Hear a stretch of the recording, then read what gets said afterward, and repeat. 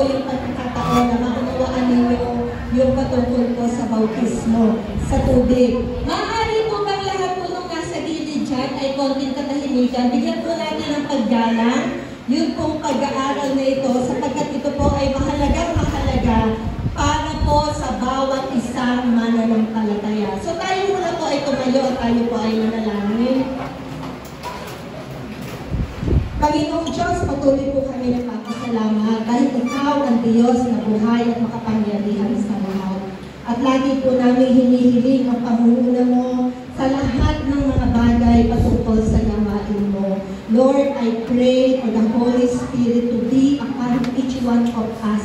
Especially, Lord, kay Pastor Henry na magbababa ng pagtuturo patungkol po dito sa water baptism. Ito, Panginoong Diyos, ang isang bagay na dapat na maunawaan namin lahat sapagkat even the Lord Jesus Christ, He Himself, ay nag-undergo po ng water baptism. At ang oras na yun, bumuka ang langit. At talaga po yung presensya ng Banal na Espiritu ay bumaba sa Kanya. Lord, I pray na sa mga pagtuturong gagawin ngayon, ang bawat isa, bigyan mo ng isang yung pong kaunawaan na talagang maintindihan nila yung lahat ng mga nakapaloob dito po sa water baptism na isasagawa sa darating na Sabado. Ikaw ang Diyos na mapapurihan, Ikaw ang Diyos na mapakangalan, at Ikaw ang Diyos na mas lalo po namin makilala sa aming po mga buhay. This we pray in Jesus' name through the power of the Holy Spirit. Everybody says, Amen. Sige po, tayo po ay makakaupo na. Lahat po ay po.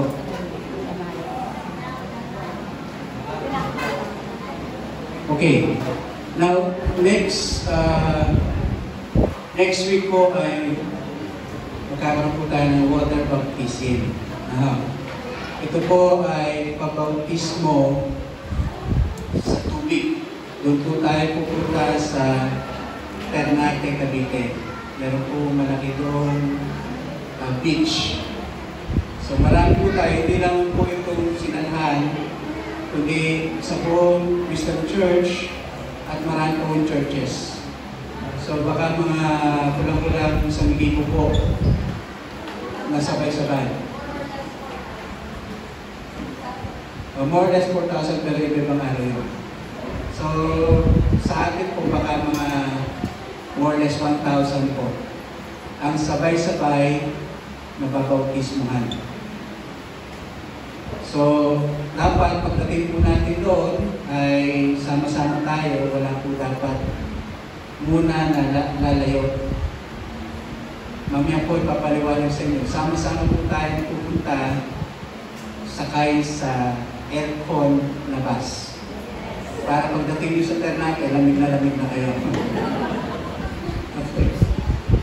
Now, mamaya naman ipapaliwanag sa inyo yung mga dapat gawin natin. Pero ang masasabi lang sa inyo, maghanda po kayo, maga po kayo matulog sa 22 to, Saturday. Next Saturday na po ito.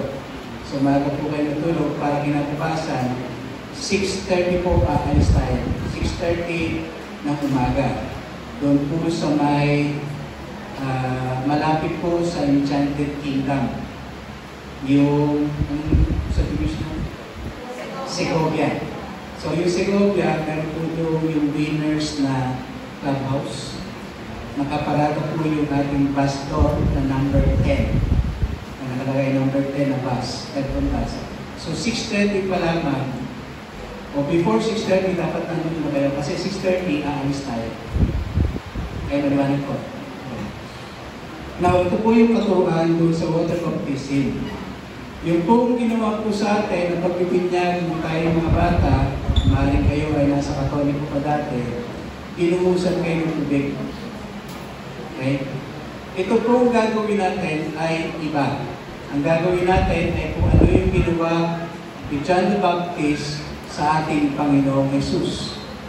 Na siya po ay pinabaptismuhan. Ang ibig sabihin po ng baptismo, bapto, ito po ay nakalubog sa tubig. So pagka sa Sabado, kayo po ay ilulubog sa tubig. Mabilis lang po yun. Kaya pagka may galit sa inyo yung maglulubog, baka tagalan. Hindi po gano'n. So, pag nilubog kayo, lubog po talaga. Pag po kayo nasabihin, kailangan naman ay nakakakit ng ilong nyo para hindi pumasok ang tubig. Tapos talaga yung lulubog kayo, tapos iangat kayo agad. Okay po. So, ilulubog talaga sa tubig, mababaw lang po yun, tapos iangat agad. Na ano ibig sabihin nun na water baptism sa atin? Now, doon po sa sinagdaan ko, wala po yung ating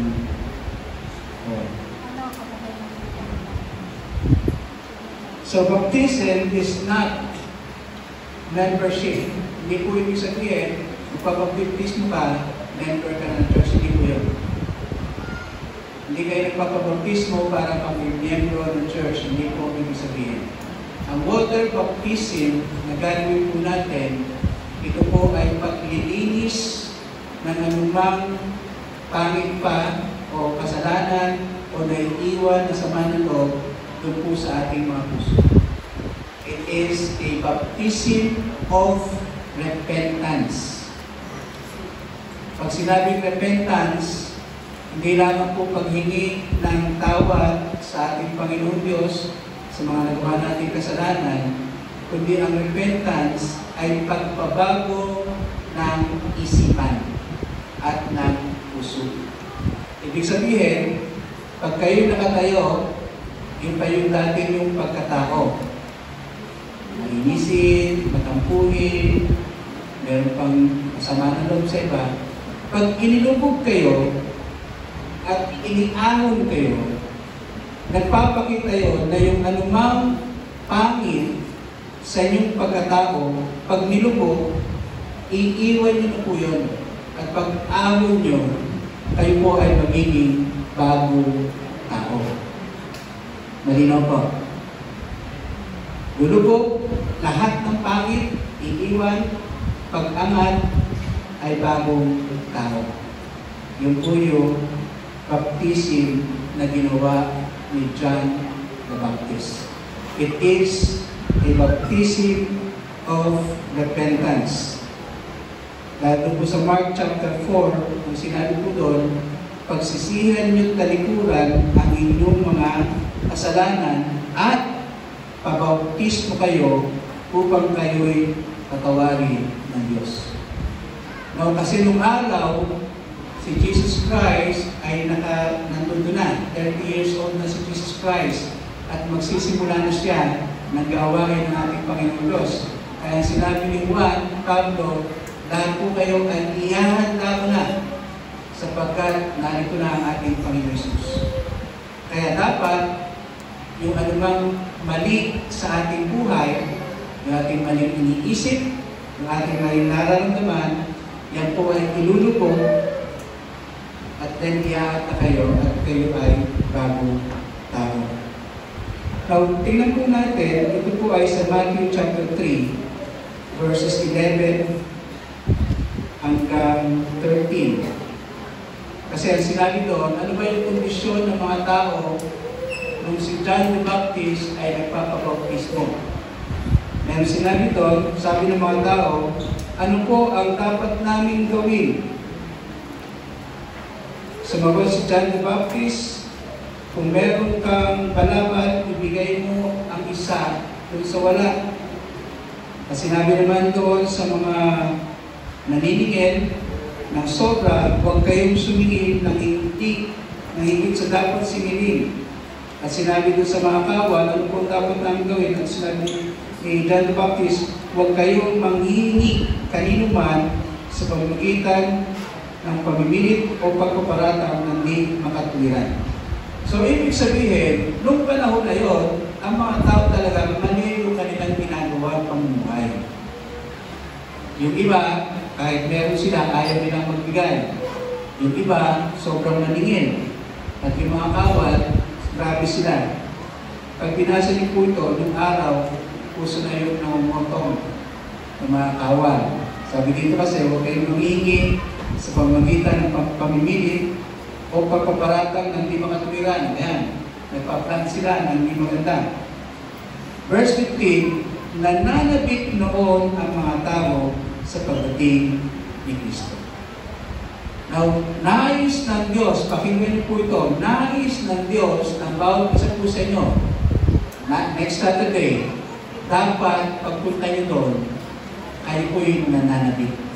Gustong-gusto niyo na maramdaman ang presensya ni Jesus Christ sa inyo.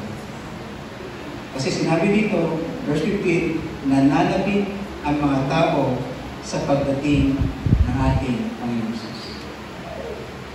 So dapat, papunta pa lamang kayo doon sa nakasakay kayo sa bus, mga 2.5 ang biyahe natin.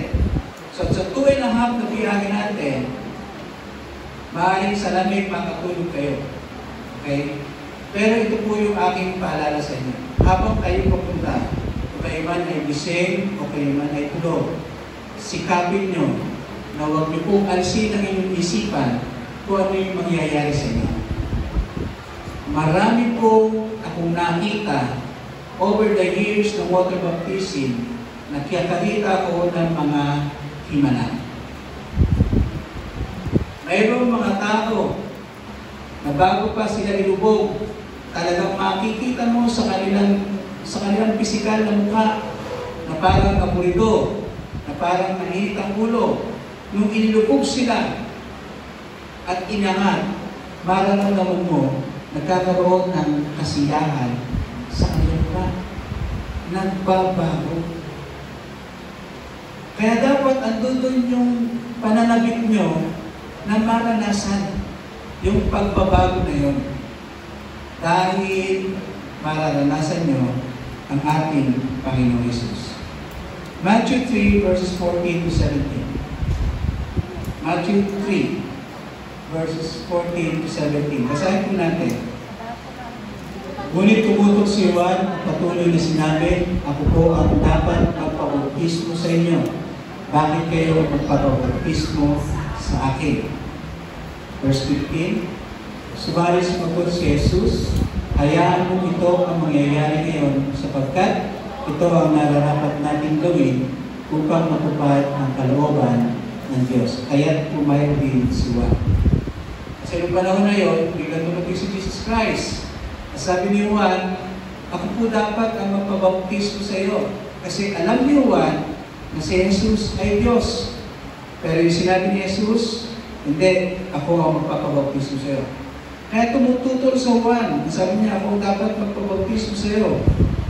Sinabi ni Jesus, hayaan mo ito ang mangyari sapagkat ito ang nararapat.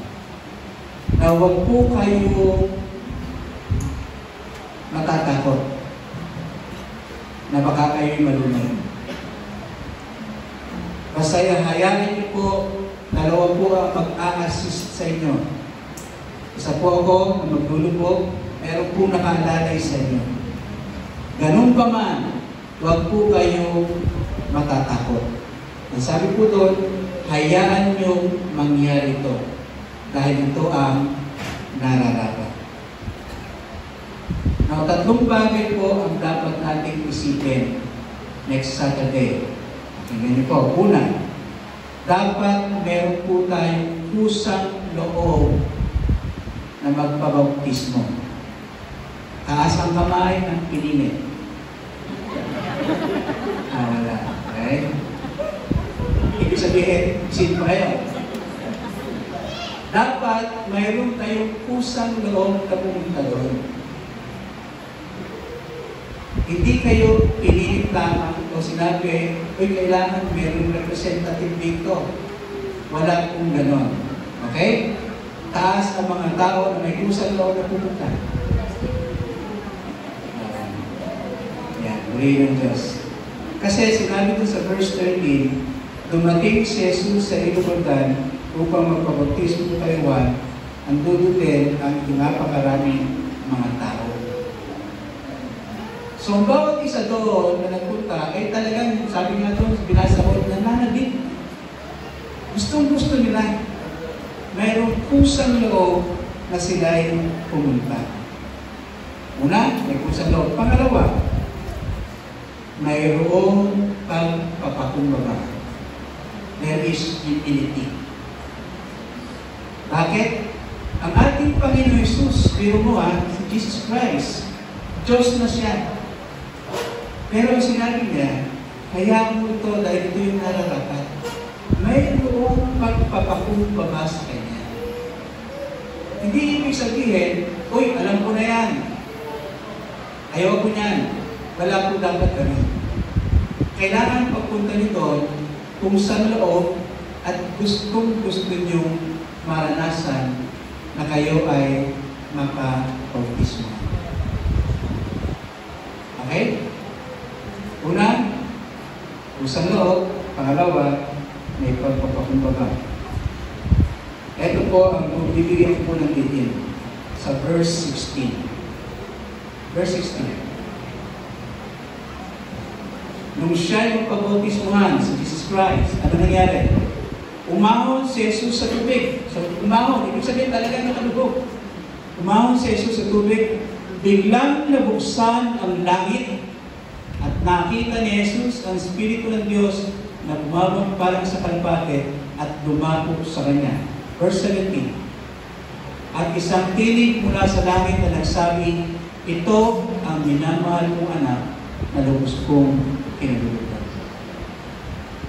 Pangatlo, sa water baptism ko, ito yung pagkakataon na nandoon ang presensya ng anak, ng ama, at ng Espiritu Santo.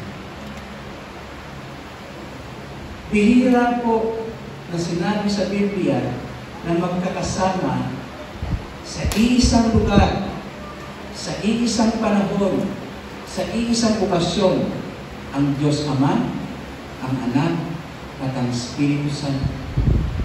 Andun si Jesus, ang Anak ng Diyos. Nung siya'y umahon, bumakas ang langit at bumaba ang Espiritu Santo. At nadinig ang tinig ng Ama sa langit. At sinabi, ito ang minamahal kong anak na lubos kong kinalulugan. Sa pagpunta po natin, meron tayong pusang loob. Sabik tayo, may pagpapakumbaba. Panghuli, manalangin kayo, maranasan nyo ang presensya ng Ama, ng Anak, at ng Espiritu Santo.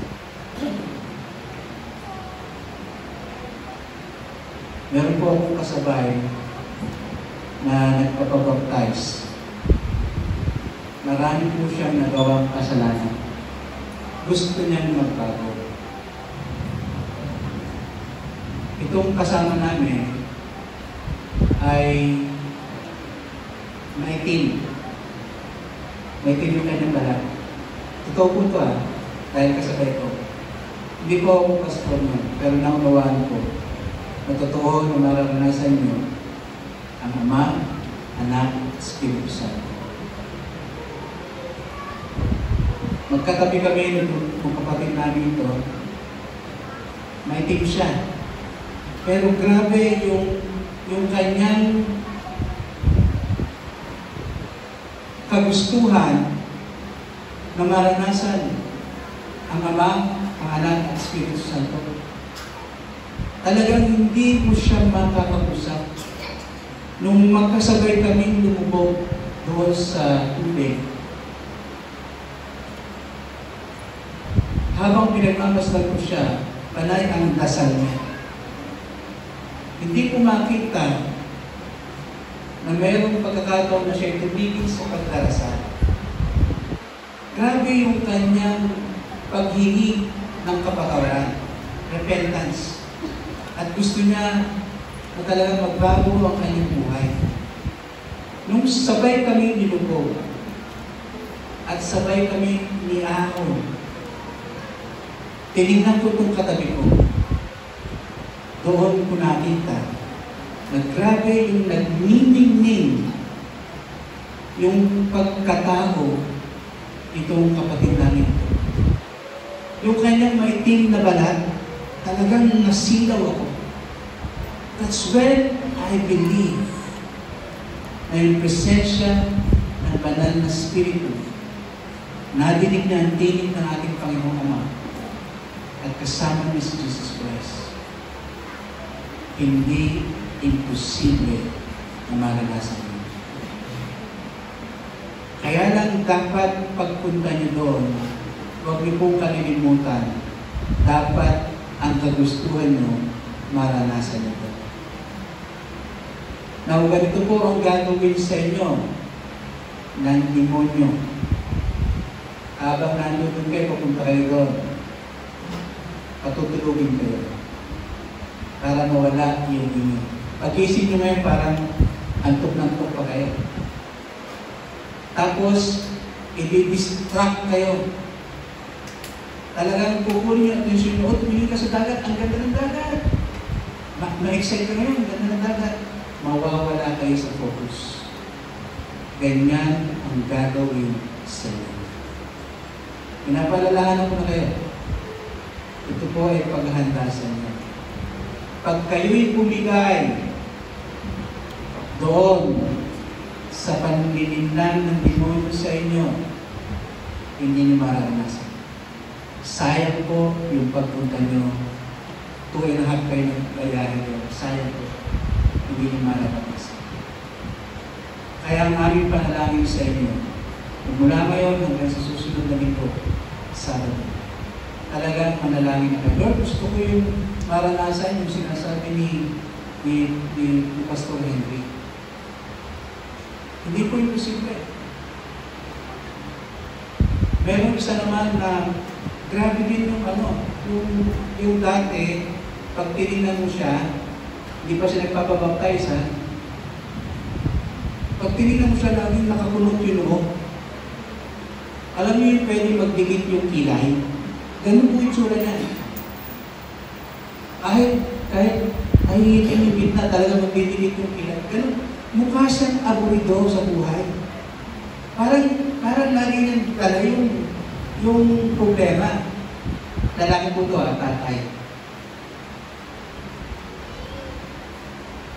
Tapos nung marinig niya ito, at sabi niya, gusto kong maranasan yung sinasabi ni Pastor. Pagdating doon sa lugar, tinitingnan ko siya. Humihiwalay siya doon sa marami. Yung iba, nagkukwentuhan, ganyan-ganyan, nagpadala sa pag-alog ng David, pero siya, humiwalay siya doon sa karamihan. At nag-iisa siya na panay yung panalangin niya. Na huwag niyo naman gawin na, sabi ni Pastor, humiwalay ako. Baka naman pumunta kayo dun sa susunod na bayan, huwag naman ano. Ang gusto ko lang sabihin sa inyo, itong tao na ito, gusto niyang makapag-isa. Pero maliit lang kasi yung lugar, kaya pwede siyang humiwalay. Ito po sa natin, malaki po yung lugar. Pero gusto niyo dapat na kayo'y nag-iisa at nananalangin. At alam niyo nangyari, nung nilubog itong tao na ito, pag-angat niya, sa maniwala kayo, nagbago yung kanyang mukha. Nakikita mo yung kapayapaan sa kanyang mukha. Yung miski siya formal, pero nakikita mo na parang nakangiti pa din. Kita mo sa kanya yung naranasan niya, yung presensya ng Ama, ng Anak, at Espiritu Santo. Nung pag-aaw niya, tinanong ko siya. Sabi ko, ba't na ano ko sa'yo, na nagkaroon po ng kagustuhan na makausap siya. Sabi ko, bakit ka kanina, pinagmamasdan kita, ikaw ay gusto mong makapag-isa? Ganito po ang sinabi sa akin, hindi ko po makakalimutan. Sabi niya, Pastor, kung pinanabihan, meron pong nangyari sa akin. At galit na galit siya. Gusto niyang pumatay. Pero maalala niya yung sinabi sa salita ng Diyos na mga tao ay nananatili na makita ang ating Panginoon Hesus. Kaya sinabi niya, nakikipaglaban siya sa demonyo nung gabi hanggang nung umaga. At grabe yung iyak niya. Nung siya ay iniahon ko, hindi makikita yung kanyang pag-iyak kasi basa ng tubig. Pero grabe yung kanyang pag-iyak. At sinabi niya na habang siya'y nakalubog, doon niya narinig ang tinig ng Ama. Sinabi sa kanya, magpatawad ka.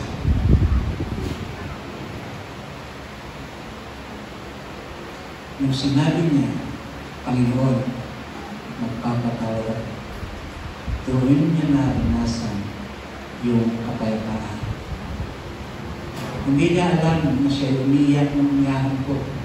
At hindi ko siya nakita na siya umiyak, kundi ang nakita ko sa kanyang mukha ay lubos na kasiyahan at lubos na kapayapaan. Nandoon yung kasabihan niya na maranasan ang Ama, ang Anak, at ang Espiritu Santo. Now, ang prayer ko para sa inyo lahat, mangyari sa inyo ang verse 17 na sinabi, narinig yung tinig, ito ang minamahal kong anak na labis kong kinalulugdan. Yun ang gusto nyo marinig, di ba? Pag-angat nyo, you pray na marinig nyo, sabihin ng Ama, ang Diyos, ito ang kinalulugdan kong anak. Ito ang minamahal kong anak. We pray for that. At tapat ang Diyos, paparana sa inyo na mahal na mahal kayo ng ating Panginoon Diyos.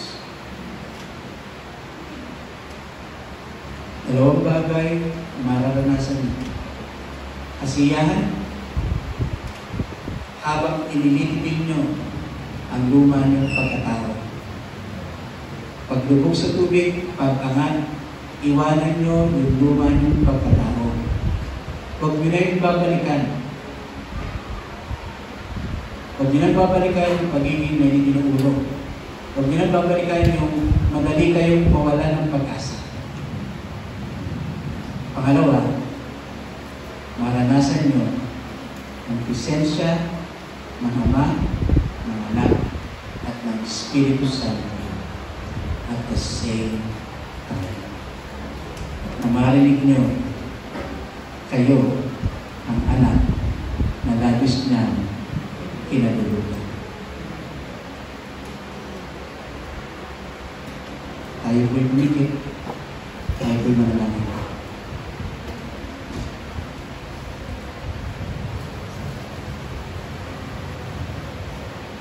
Pwede ko ba ma-request yung mga workers natin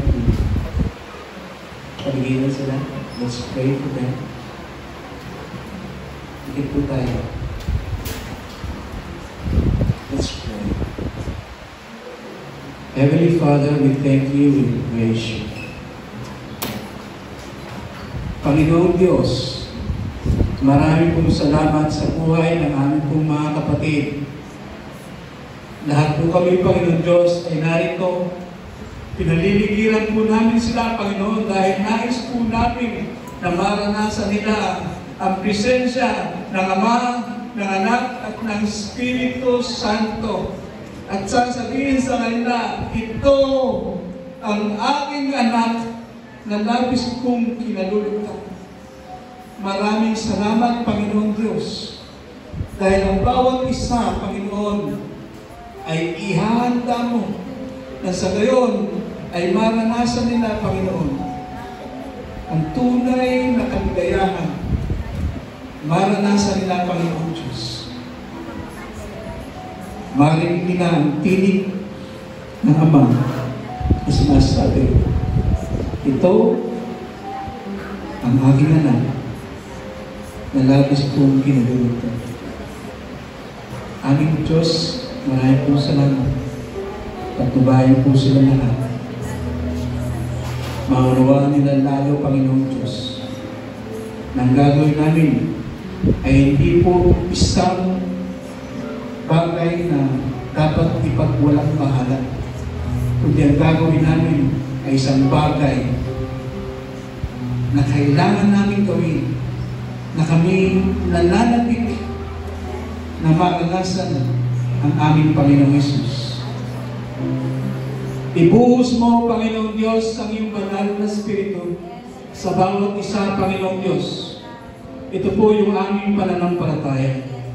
Ng banal na Espiritu ang mag-aalaga sa kanila. Ng banal na Espiritu ang maglalayo sa bawat isa sa anumang kapamakan, sakit at karamdaman, nang sa gayon, sa pagdating ng Sabado sa susunod na linggo, ay kasama namin sila, Panginoon Diyos. Aalsin namin, Panginoon Diyos, ang anumang pag-aagam-agam sa aming mga puso, ang aming pag-aalindangan, pagkos palalakasin mo ang aming pananampalataya, na sila man, ang aming mga kapatid na ito, ay mararanasan ang himala, mararanasan ang kapayapaan, mararanasan ang presensya mo, Panginoong Diyos, ang presensya ng aming Panginoong Hesus, at ang presensya ng banal na Espiritu. Purihin ka, O Diyos, maraming salamat po sa lahat po ng aming mga kapatid na ito. Ihanda mo sila, Panginoong Diyos. We all be excited, O Lord, na maranasan nila ang himala na nakalaan para sa kanila. Panginoong Diyos, we rebuke the works of the devil. Sinasansala namin, Panginoong Diyos, ang anumang gawa ng demonyo upang agawin ang mga kapatid namin ito. Sinasansala namin ang mga maling gagawin, pagpipigil ng demonyo upang pigilan ang mga kapatid namin ito. Sa pangalan ni Jesus, maraming salamat.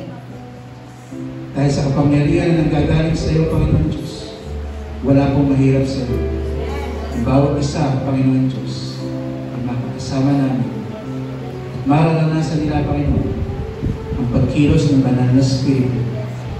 Ang tinig na nagagaling sa iyo, Diyos Ama, lalong higit, Panginoon,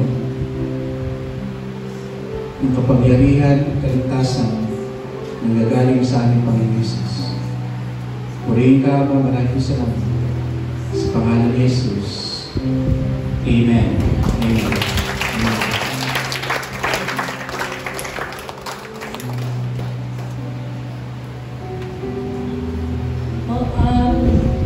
Ilang mga instructions lamang po para po sa ating mga delegates.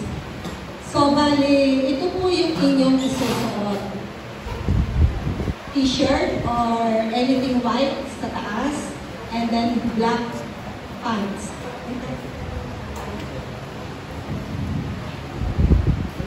So, lalaki at babae, even the workers, ang susuot po natin ay pangtaas, puti na pangtaas, and then black po na pantalon. So, sa mga babae po, ay magsuot po kayo ng colored na undershirt. Colored. So, it can be blue, it can be, gusto ko blue, na black. Sige po, basta anything colored, pero wag naman po yung masyadong, parang visible po yung ating pong loob. So, anything, kahit standard po yan or t-shirt, basta any color po sa loob, mga babae. Pero yung sa labas po ay puti. Puti pa rin. So, pagpunta po natin doon po sa venue, yun na po yung suot ninyo. Para hindi na po kayo magpapalit, para sa inyo pong water baptism. So, yun na po ang inyong suot. And then, pangalawa, magdadala po kayo, syempre, ng inyong pamalit na damit.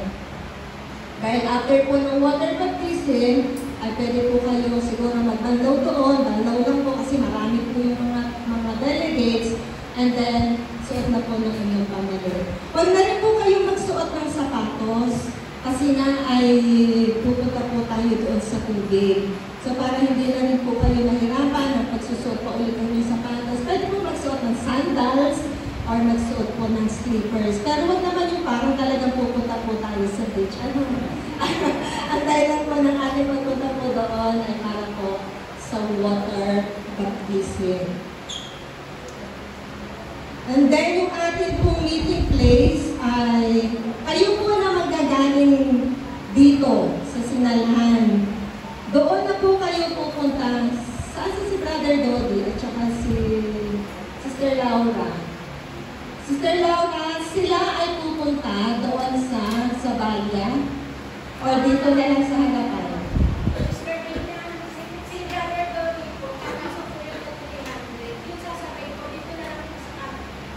Ilan ang laman mo kay Brother Dodi? Hindi, yung sasakyan niya, ilan ang pwedeng ilaman? 14. Ayun, so van yung dadala na, no? Van, okay. So yung po kay Brother Dodi, si Sister Pe po ay... Ano po si Brother Dodi?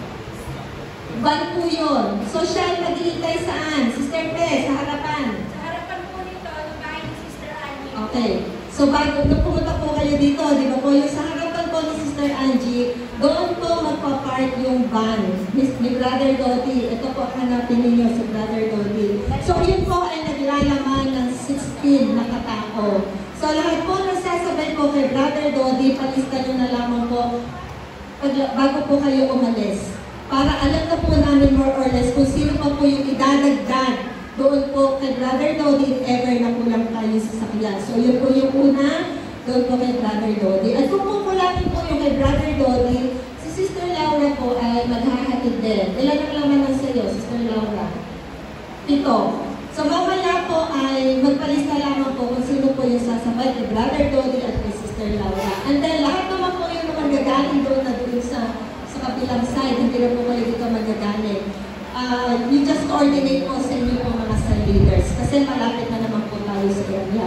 Okay, so aalis po kayo dito ng 6 o'clock.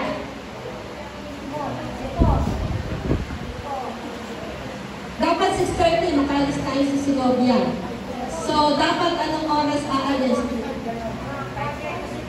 4:36. So lahat po ng manggagaling, actually lahat ay dapat makarating doon sa Segovia ng before 6:30. Dahil 6:30 tayo po ay aalis na.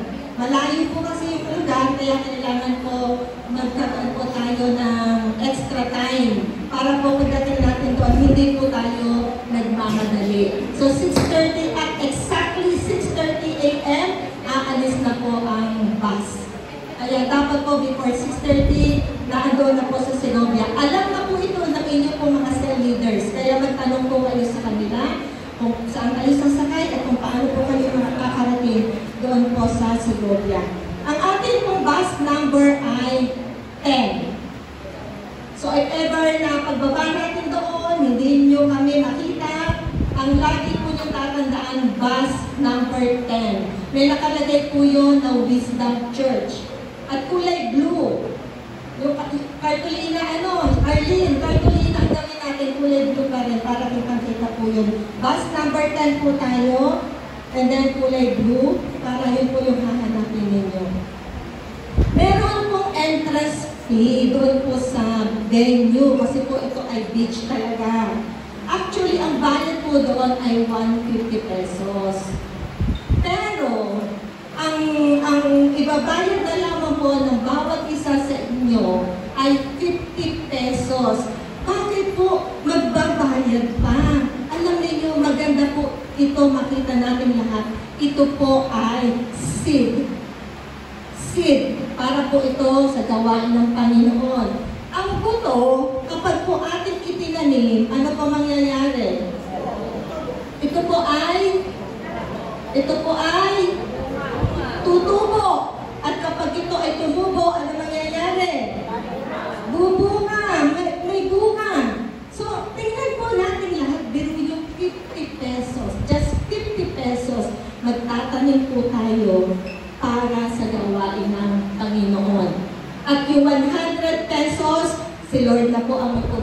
ganito. Basta kayo po, just 50 pesos, magtanim po tayo. It is a seed. Seed. At kapag tayo ay nagtanim, sigurado po, meron po tayo aanihin. May aanihin po tayo. Every time that we give to the Lord, lagi po natin asahan na ang Diyos na magpapalago at meron po tayong aanihin. 50 pesos lamang po iyon. Okay. So doon po, pagdating po natin ng doon sa venue, meron po mag-a-assist sa inyo. Pagbaba po natin, meron pong flag, meron pong magdadala ng flag na kulay blue din. Yun po yung lagi po natin titingnan. Bawat bus po kasi nag-assign po ng iba't ibang kulay ng flag. So tayo po, sinalhan, kulay blue yung ating po flag. Yun po pag bumaba po yung may dala ng flag, yun po yung ating po susundan para hindi po tayo mawala sa pila. Okay, so meron po mag-a-assist po sa inyo. Nandun po kami ng mga workers. Kaya babantayan po ang bawat isa sa inyo para sa ganon ay talagang mangyari yung kalooban ng Diyos sa inyo dito po sa water baptism. So pag nandun na po kayo sa gitna, kasi tubig po yan ha, dagat po ito, tandaan natin, dagat ito. Maaaring malakas yung alon, hindi ko po alam. We don't know kung ano po yung expect natin doon. So doon lamang po tayo lulugar sa isang gilid. Sa gilid na yun talagang ano naman, enough para po mailugod kayo sa tubig. So sabi ni Brother Pablo, hanggang bewang, maaaring hanggang bewang. So katulad ng sabi po ni Pastor Henry, huwag kayong matakot na andyan po ang Panginoong Diyos. You just fix your eyes unto Jesus para po talagang kayo ay magkaroon yung pong pananampalataya. Di ba po ay manatili sa ating pong puso. Just fix our eyes doon sa, sabi nga dito, God the Father, God the Son, God the Holy Spirit, talaga pong mananasan po ng bawat isa sa atin. So meron po magdadala sa inyo doon po sa mga pastors and leaders and elders na babaptize po sa inyo. So pag nandun na po kayo sa lugar, like halimbawa ay si Janet, halika nga muna dito. Tapos, dalawang lalaki. So, halimbawa po si Sister Janet ang delegate. Ayun ang delegate. Halimbawa po si Sister Janet po ang delegate. Isa po sa kanila ang mag-ano sa inyo, mag-minister sa inyo. So, kayo po, pakinggan ninyong mabuti kung ano po yung sinasabi ng Diyos through the leader or through the pastor or through the person mag-minister po sa inyo. At kapag sinabi po sa inyo na kung kayo po ay ilulutog na ganito po ang gagawin ninyo, Janet, paano yung kamay? Yung kanang kamay nasa balikat, at sa balikat ng kanang kamay. Yung kanang kamay, ipasok mo sa kanang kamay mo, sa kanang kamay mo. Yan, ipasok mo dyan. Yan, tapos ito. Yung kaliwa mo, hawakan mo ilong mo. O kaliwa. Yan. O kaya, ganito. So, yung kanang kamay, lagay sa balikat, yung kaliwang kamay, hawakan po yung ilong. Kaya po hinaharangan nitong kanang kamay, yung kaliwang kamay, para po, baka kasi paglubog-lubog, biglang bumigtal ka ng ganyan. So, dapat ito, anak, ilong, yung hawak niyan. Yan. So, pag ilulubog na po kayo, hawak sa balikat, and then isang kamay sa ilong. Ilong, ha? Ilong. Para pag po inilubog po kayo, kasi ilulubog po, halimbawa, inilubog na. Ayan, ganun, okay na. O, bigat pa siya. Ganun po, ha? Ganun po. Meron po aalalay sa inyo. Meron nag-minister, at meron pong aalalay. Kaya hindi po kayo talaga lulubog. Huwag niyo pong pigilan ang sarili ninyo, ha? You just Go with the flow. Go with the leading ng God. Go with the outpouring ng ating pong banal na espiritu. So, ganun po. Isa-isa po yan, dadalhin po kayo, and then, ganun po yung gagawin natin. Para pa talagang matanggap po natin ito po baptism ng ating pong Panginoon Diyos. So, gagamitin lamang po yung mga pastors, mga leaders, para po kayo po ay truly makaalis doon po sa old nature po natin at magkaroon po ng pagbabago sa ating pong mga buhay. So, yun po yung ating pong gagawin na before 6:30, nasa venue, at tayo po ay sabay-sabay na po aalis doon ng 6:30. Yan, so palakpakan natin ng Diyos sa gagawin niya sa ating pong mga buhay. So, yun lang kami nagagdag ka pa, Pastor.